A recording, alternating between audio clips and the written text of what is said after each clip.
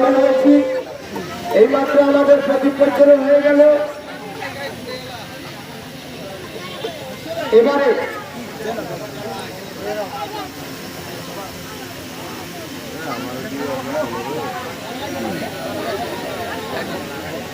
এবারে আমরা আমাদের আজকের যে কৃষ্ণনগর গোবিন্দ ভবন গীতা আশ্রমে প্রথম বর্ষ রথের মেলা, সেই রথের মেলার যে শুভ সূচনা অনুষ্ঠানে আমাদের মাঝে যে সম্মানীয় বিশিষ্ট সমাজসেবী এবং ব্যক্তিবর্গরা এসে পৌঁছে গেছে, তাদেরকে আমরা আস্তে আস্তে বরণ করে এবং প্রদীপ প্রজ্বলনের মধ্য দিয়ে আমাদের আজকের অনুষ্ঠানে আমরা শুভ সূচনা করলাম।